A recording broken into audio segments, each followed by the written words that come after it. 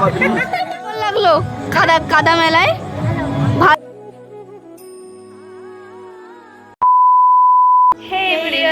Welcome back to my channel Dishari. তোমার সবাই কেমন আছো?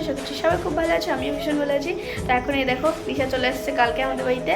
এই যে আমরা দুজন অল্টারনেট করে আজকেও জামা পরেছি। এখন যাচ্ছি অর্পিতার বাড়িতে, আজকে রথযাত্রা। তো সবাইকে প্রথমে জানাই শুভ রথযাত্রা, অনেক অনেক শুভেচ্ছা। সবাই খুব ভালো থাকো, আনন্দ করো, মজা করো, আর জিলিপি খাও, পাঁপড় খাও।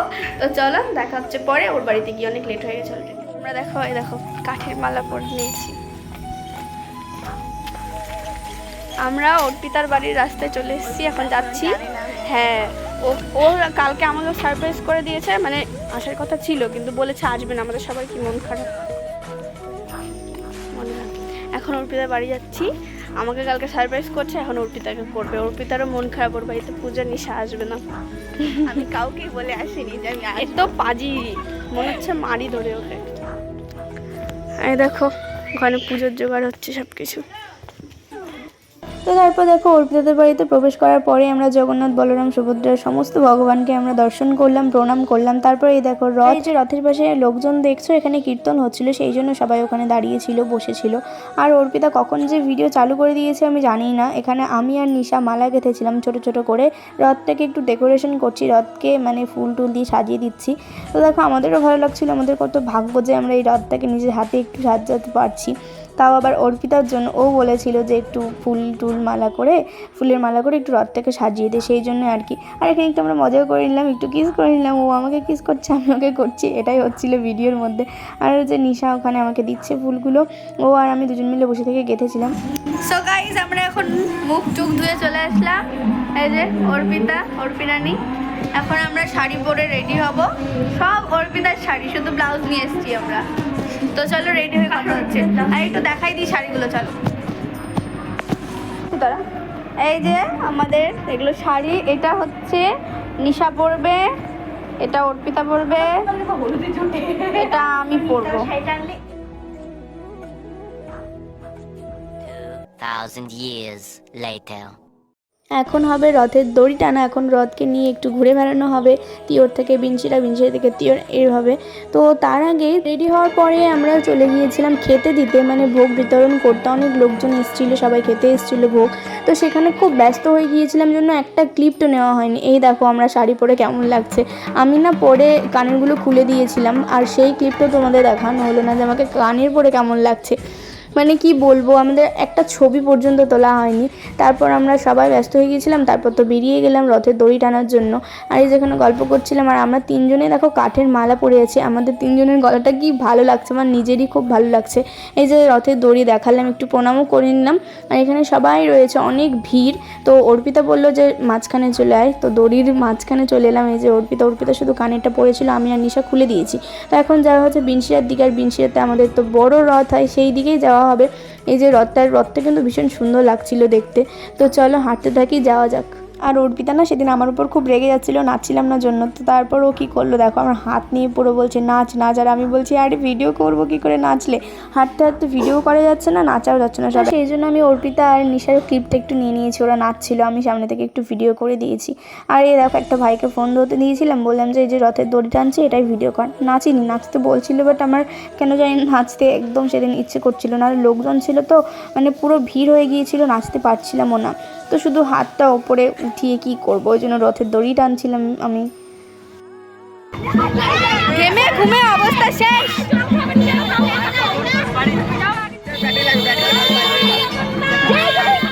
আর এই দেখো অর্পিতা দাদু এখন ঢাক বাজাচ্ছে। আসলে যে ঢাকিগুলো ঢাক বাজাচ্ছিল ঠিক মনের মতন হচ্ছিল না, সেই আর কি বলো তো, দাদু না ভীষণ ভালোও বাজায়। রথটা তো তোমাদের সামনে থেকে দেখানোই হয়নি, তো এখন দেখো কি সুন্দর রথি, মানে পুরো সুন্দর লাগছিল। আর ফুলগুলো তো একদম কেমন হয়েই গিয়েছিল। তারপর দেখো আমরা চলে এসেছি বিনশিরাতে। এখানে ভিড় দেখছো, পুরো টোটো মানুষজনে একদম ভর্তি হয়ে গিয়েছে। ওখানে রথের মেলা হচ্ছিল, কী করে বা ভিড় হবে না বলো। তো এই দেখো এখানে আমি এই সময় ছিলাম না, আমি বলেছিলাম তোরা ক্লিপ নিয়ে নিস, তো এখানে নিশা ক্লিপ নিয়ে নিয়েছে তোমাদের দেখানোর জন্য একমাত্র। এই দেখো অর্পিতা দিদা, দাদু, তারপর অর্পিতা সবাই মিলে ভীষণ নাচছিল, ভীষণ ভালো লাগছিল দেখতে।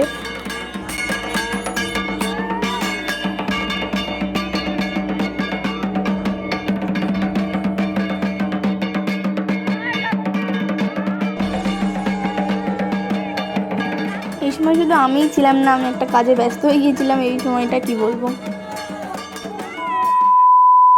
তারপর তো সন্ধ্যেবেলায় দেখো কারা এসছে। এর আগে আমার ব্লগে তোমরা দেখেছো স্যার এসেছে, 2 স্যার এসেছে, শুভঙ্কর স্যার, দীপঙ্কর স্যার, যার কাছে আমরা আগে টিউশন পড়তাম, মানে যাদের কাছে।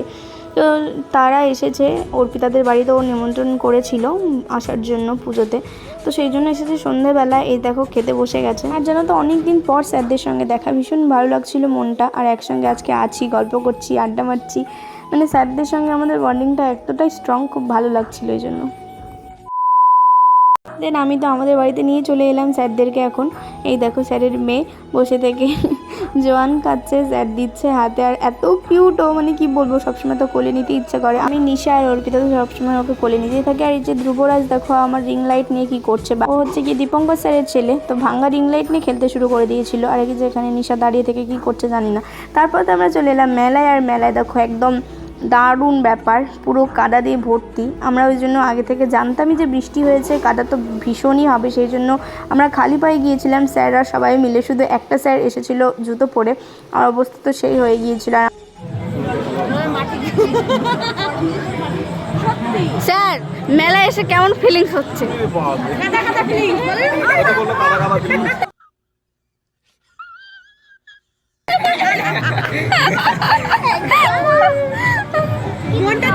কেমন লাগলো কাদা কাদা মেলায়?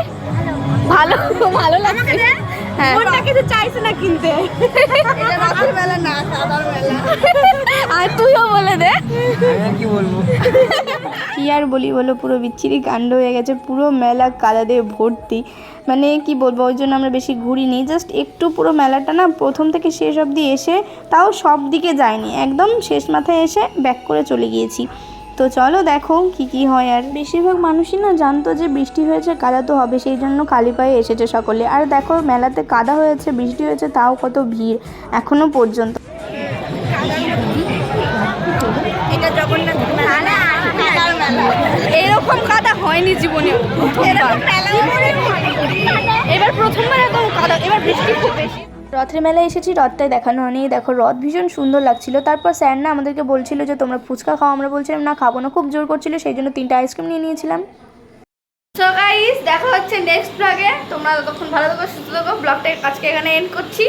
এই যে অর্পিতার ভাই, এই যে নিশা মা ভেতরে, ওরা এখন বাড়ি চলে যাচ্ছে। তো টাটা, বাই।